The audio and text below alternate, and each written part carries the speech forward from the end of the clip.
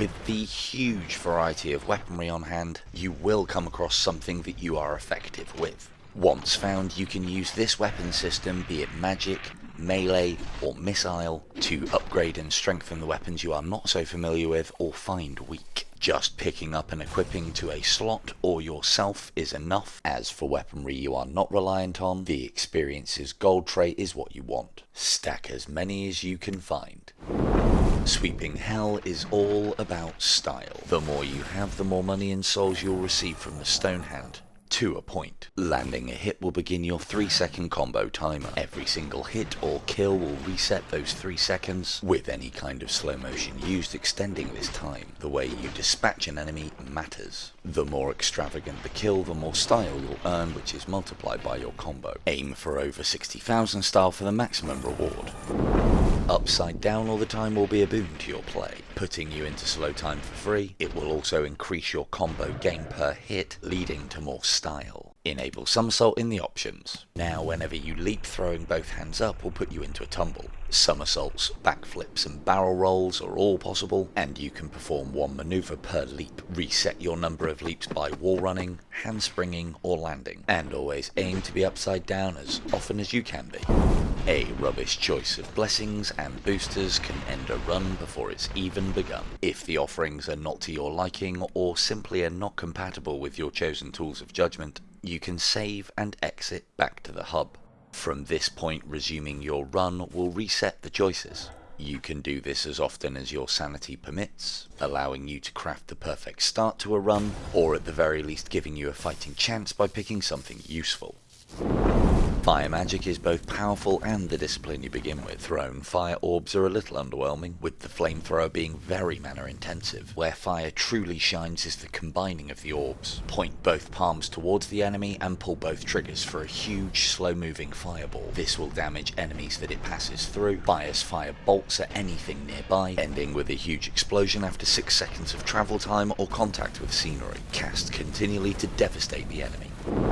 If you found yourself taking damage or dying for no good reason, it may be because of these red enemy totems. These ones topped with Oni skulls will fire projectiles at you, whereas the ones topped with hearts do instant damage if you get too close. The simple solution to this problem is to destroy them on sight. Know that blue totems can become red totems when you cross the threshold of a level. With this in mind, prep the level by destroying every blue totem you can see before you begin.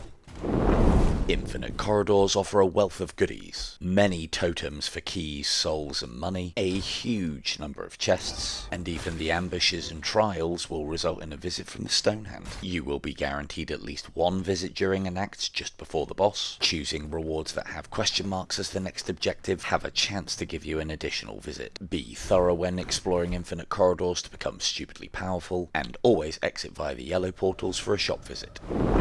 Keys are an incredibly important part of your sweep. The silver and gold varieties only drop from the yellow totems, with the illustrious jade key only being purchasable from the shop. Chests work by giving you one reward per lock. The key used determines the potency of the associated reward. Silvers can give up to +2 masteries and small boosts. Golds can give up to +3 mastery and bigger boosts, with jades having the same reward value as golds, while filling all locks on a chest.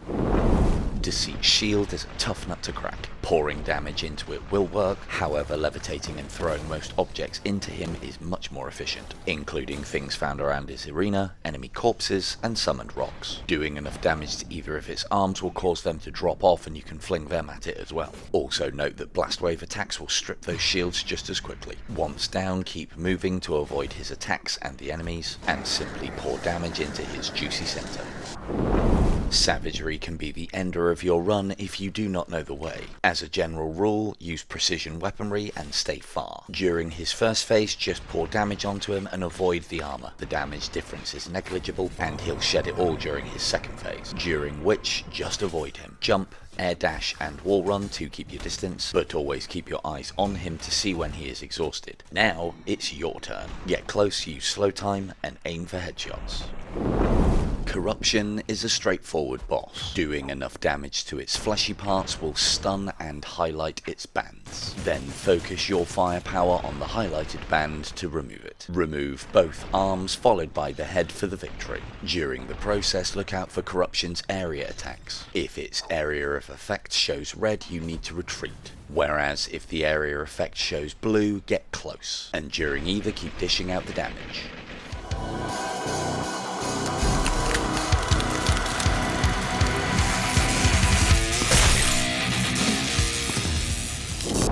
Upon completion of a level, the Stone Hand will offer you a choice. However, picking an upgrade here is not the only thing that's going on. Not only is your selection tied to the next level objective, but can also add some nasty modifiers to that level. Strongly consider objectives that have an unlimited number of enemy spawns, as this is an easy way to maximize your style. Also know back at the hall in the training area, you will find the map modifier tab that will give you information on the symbols and what they actually do.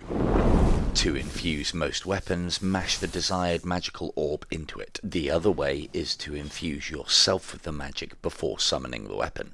Do so by clicking the thumbstick in when holding a magical orb. Not only will this infuse your hand-to-hand attacks, but will also allow some additional magic combinations. While infused, summon a different kind of magic, hold trigger, and thrust forward. And know that you can increase your infusion time with the longer infusion trait. Leveling up your weaponry is imperative to your progress. Not only will they become more powerful, but you'll have access to the more juicy traits. To level up, you'll need souls. The amount of cash and souls you have on hand at the end of a chapter will be converted based on this multiplier. Maximize this gain by spending as little as possible at the shop. Ensure you always rest at hall if something needs leveling, as you will gain no more experience on that system until you do. Holding trigger and flicking the wrist will summon bullets for the manual reload. However, it is not a convenient method. Enter the Liberty trait. When selected, equipping bullets to your shoulder, hip, or both will allow you to manually reload by putting the weapon into these positions. Reloading like this will now cost no mana. Manual reloads also increase damage, signified by the weapon glow. Infused and manually reloaded weapons will have even more shot effects. Punching above your weight in Hellsweeper is done by encasing your hands in rock. A combination of the unarmed and levitation skills will allow you to do this. Holding grip and trigger together whilst gesturing up will summon rock, followed by clicking the appropriate thumbstick in to equip. Indestructible and perfect for blocking. Infusing your hands before summoning rock will give it magical properties. Hold trigger whilst punching to activate. Finally, click the thumbstick in to launch.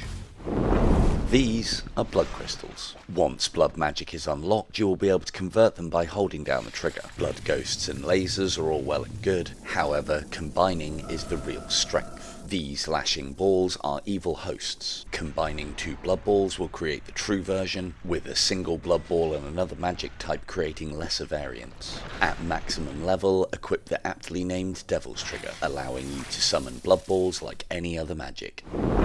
The Unholy Support skill will allow you to effectively use enemy weaponry and eventually summon it. Infusing before doing so will conjure elemental variants, however, combining Unholy's Paid Violence trait with Blood Magic's Evil Hosts will place you on the road to riches. Paid Violence gives bonus cash and souls for dismemberment kills, which just so happens to be the true Evil Host's speciality, and know that smashing corpses into scenery will also trigger Paid Violence.